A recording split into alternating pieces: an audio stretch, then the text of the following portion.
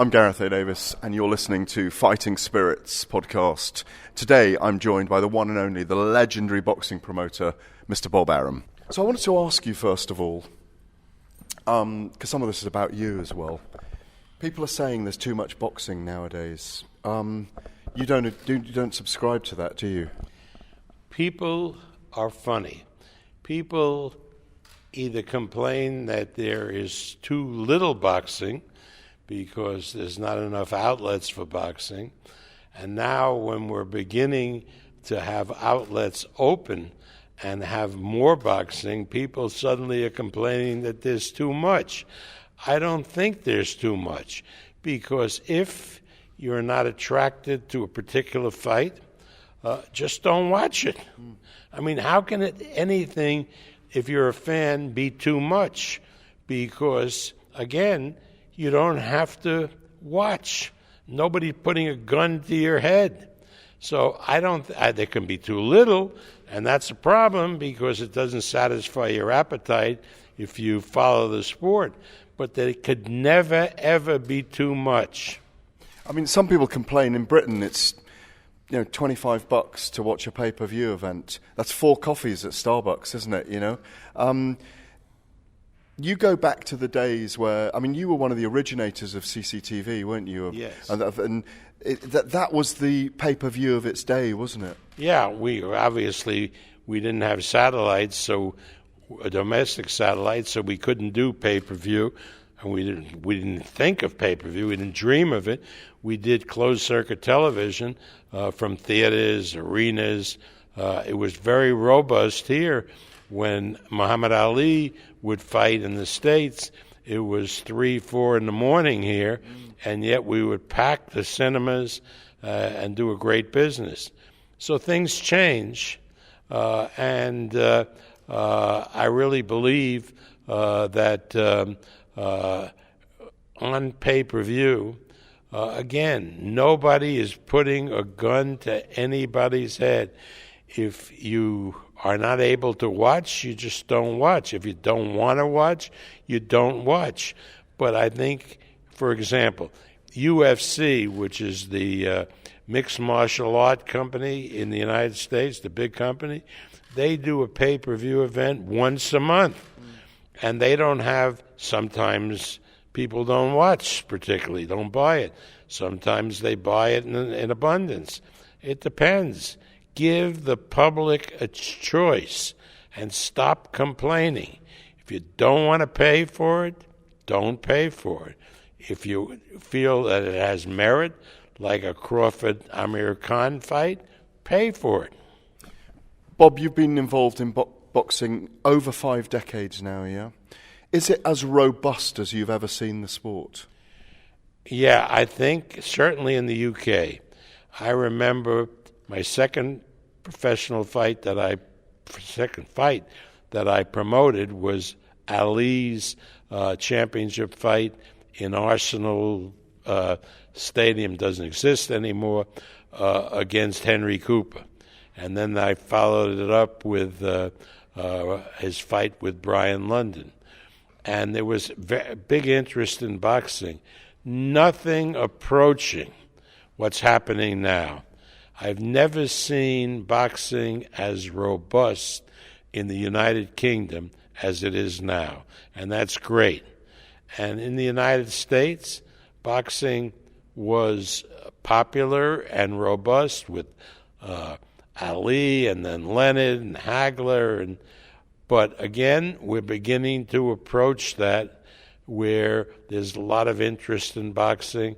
The fact that we got company like ESPN behind it so importantly is very, very significant. You've been involved for so long, you're incredibly successful. You will rank amongst the first top 3, 4 promoters of all time, along with the Tex Rickards, your rivals Don King, Frank Warren here. There have been some amazing promoters, Jack Solomons down the years, Mickey Duff. There's lots of other Americans as well. What is the secret behind the success in your longevity? Well, I think the secret is one, you have to enjoy what you're doing. If I didn't enjoy, this would be a terrible, terrible burden. Getting on a plane, going to a press conference, spending a day or two in a city like this, which is so great, getting on another plane, going to New York, tough, really hard. But I enjoy it. I enjoy talking about the sport. I enjoy promoting the event. And as long as I do, I'm going to keep at it. I mean, it's as simple as that. If it becomes a burden, you've got to stop because you're not going to do it well. How does Bob Arum stay focused then? You know, you're in your 80s now. How do you stay focused? Do you have to stay on the job all the time? Because you seem to be on it constantly. Yeah, Gareth, you got to understand. I mean, I don't know if it's universal with everybody, but certainly with me. Even though I just celebrated my 87th birthday, I don't look at myself as an old man, even though I know when I look in the mirror I am an old man. But I really have young thoughts and young ideas, and I like doing this similarly to the fact that over 50 years ago I liked doing what I was doing as far as promotion. So if you're doing something you like, you don't really look at yourself as being old. If I had to run a marathon, maybe it'd be different, but I don't. When you look back now, do you count your lucky stars in a way that working under the Kennedy administration, you were a young Harvard-graduated lawyer, that you were given the task of looking into boxing and how boxing was being run, and it gave you a sneak peek into that world and maybe led you to do what you do? Well, that happened, and it's right, and it became my life work, promoting boxing. And if it hadn't happened, I may have ended up to be a judge that long since retired, by the way, at 87. And I might have, again, felt fulfilled for leading a full, productive life. You take a path in the road, whatever reason you take that path, and if you do it long enough, there's no looking back. So you better be happy with the way life treated you taking that path. And that's what I figure. I mean, would I have been better off if I hadn't have got involved in boxing with Ali and been involved over 50 years? Who knows? Who knows? But for me, it's been a great ride, and I've enjoyed doing it. In that route of starting with Muhammad Ali, do you think that when you look back, you couldn't have been given a better gift, if I use that word, of Ali in terms of getting you going? I think you've told me before that he taught you a lot about promotion when you first started working with him. Well, the fact that my teacher was the fighter that I was promoting is clear. People would come up to me and say, what a brilliant idea this was, and so forth. And I would look stunned because it wasn't my idea at all. It was Ali's. He was the greatest promoter that I've ever seen. He should go into the annals. You talk about the best boxing promoter ever. That was Muhammad Ali. And I learned from him. I learned I really learned from him. And it was a tough battle that we had with the draft and the whole legal situation, but we got through it. I certainly am grateful to him. But you have to understand, Gareth, that if I hadn't gotten that opportunity to promote Muhammad Ali, I wouldn't have been involved at all in boxing. If somebody had said to me, why don't you promote whoever was the middleweight champion then, I would have said, I'm not interested. I had never, ever seen a boxing match at the time I started promoting for Ali's fights. Did you know this was a special human being as soon as you met him then? I knew it was a special human being, and I was absolutely outraged by the way he was being treated by the government, by all types of people, and how they had at that particular point in time, the blind allegiance that if America was involved in a war, that certainly we were on the good side and everybody should participate. Well, that just wasn't correct, and our involvement in Vietnam was ridiculous, and it proved out to be ridiculous after the loss of hundreds of thousands of our young people. In a similar way today, and you've transferred a lot of your promoting, you know there's a huge Hispanic market for boxing. You deal with many Central American, Hispanic fighters, Latin American fighters as we might call them. But of course you now have a president who mitigates against the Mexicans at the moment. And in a way, it's the same old thing all over again. Does it disturb you that Hispanics do so much for America, so much for American boxing, and yet there's a president that perhaps doesn't recognize that? And he's been involved in boxing. Well, forget about boxing. Without the Hispanics, without the Mexican immigrants, our crops wouldn't be picked. You would get, the Central Valley in California feeds the entire country, if not Salad the whole, bowl, if not the whole world. And by and large, the 90 or 95% of the workers in the fields who do that work are Hispanic from Mexico and Central America. And for a country to treat people the way this president wants to treat these people who are contributing to society in the United States is reprehensible. But, a lot of reprehensible things go on, and how he was elected president we'll soon find out with the Mueller report, because there's no question that the Russian hands were involved, just the way, frankly, I don't want to get involved in your politics, the Russian influence nefariously was involved with the Brexit vote. You've been around a long time. You've seen an awful lot of things through, society in America, so many changes. As you say, Ali took you into I don't know if it was a new era, a new area for you. You're from a Jewish background originally. The Jews have struggled for their recognition. Have a very powerful lobby now in America. But you supported black rights, didn't you, tacitly by being with Muhammad Ali, and you do the same now with the Mexicans, really. Well, yeah.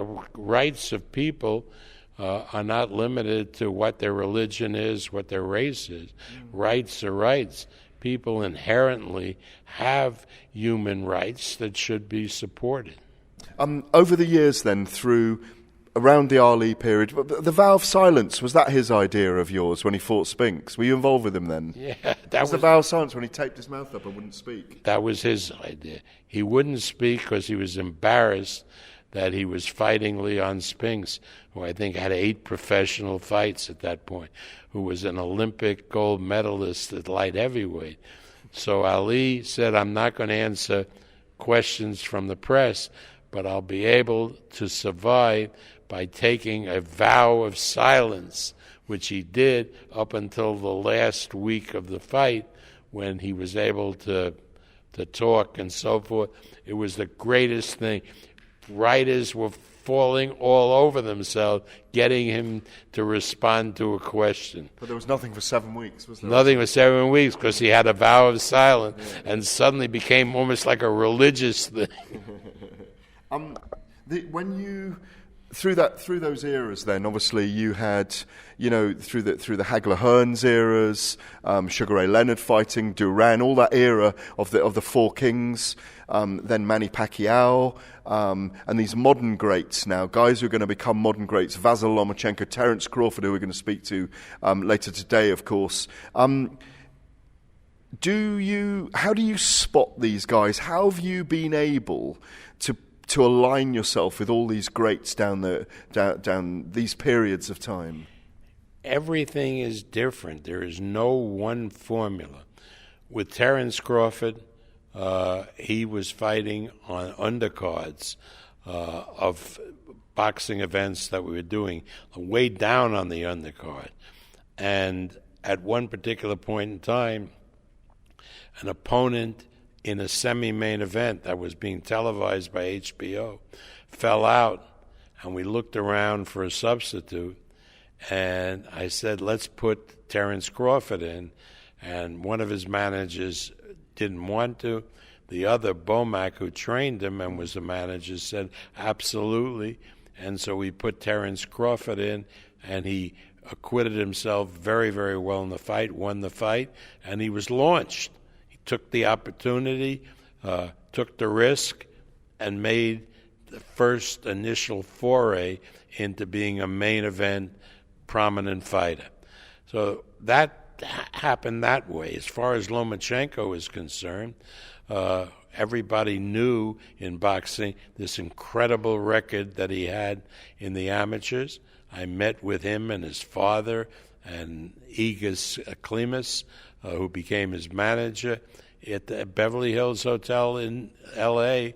When we were doing a press conference with Manny Pacquiao.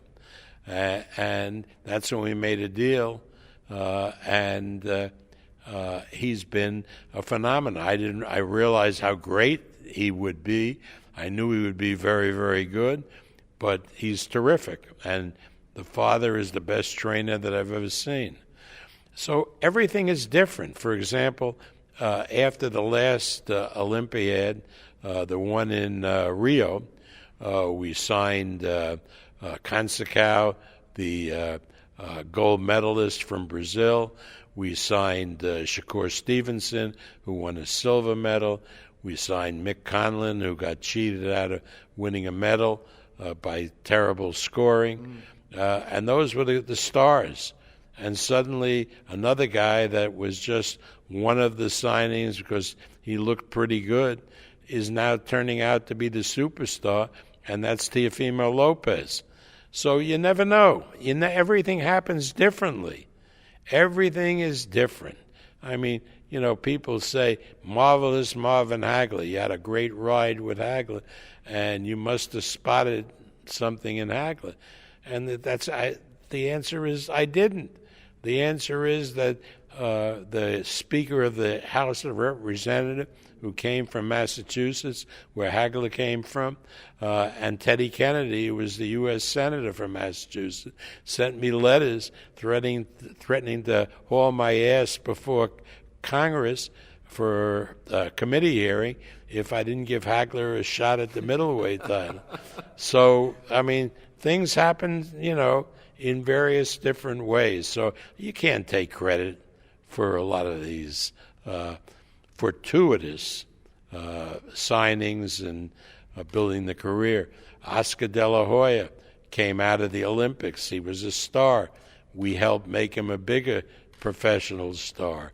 Floyd Mayweather came out of the Olympics, and we signed him, and we didn't realize how great he was as a fighter until his father got out of prison and took over the training. So, every guy is different. That list of names is incredible, and we haven't mentioned another man who, was it 15 years with Manny Pacquiao? Yeah, it was long time with Pacquiao. It was a tremendous person and a great fighter, and that whole period, going into the Philippines and meeting the Filipino people is something that I'll never forget. It was really a real experience in my life. Manny Pacquiao is a terrific person, extraordinarily charitable, and I wish now that we're not promoting him, I wish him the best, and I think hopefully he has a lot more gas in the tank. Was it from 2001 all the way from flyweight that you were with him? It was, he was flyweight, and yeah. So, when you look at that, he's a modern great, there's no question, 8-weight world champion.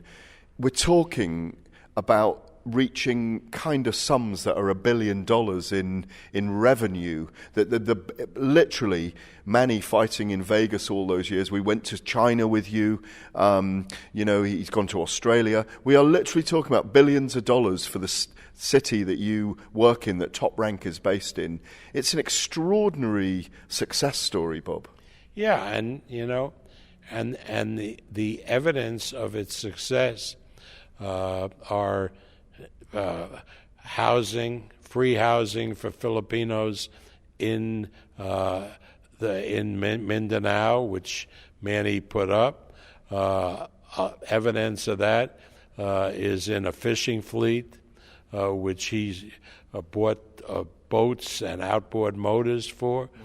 And hospitals that he built and schools that he founded. So there's concrete evidence that it was all worthwhile because Pacquiao was so, and has been, so generous with his time and his money. Finally, about you, 87 years young, are you going to just do this forever?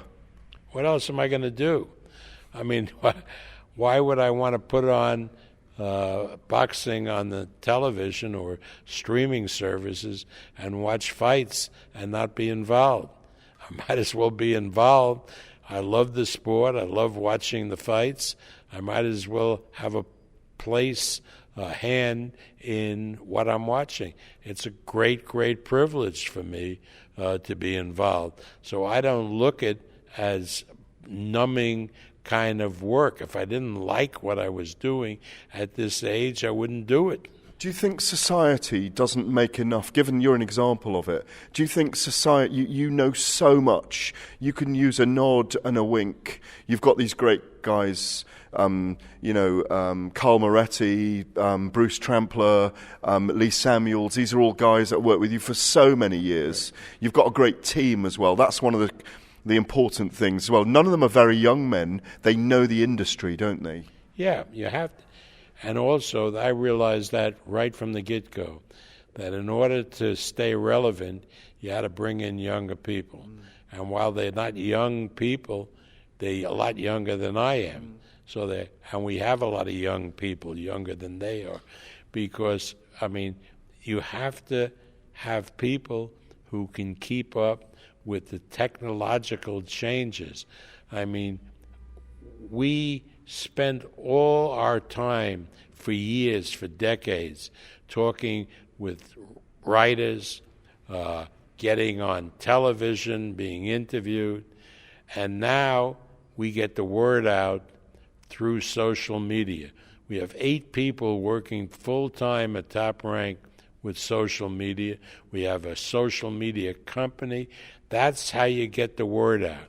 And one of the reasons that Amir Khan is so important and will help make this event a big success is he has so many followers on his social media platform. Huge, 5-7 million or whatever. Yeah, huge, yeah. But a far reach over the world globally.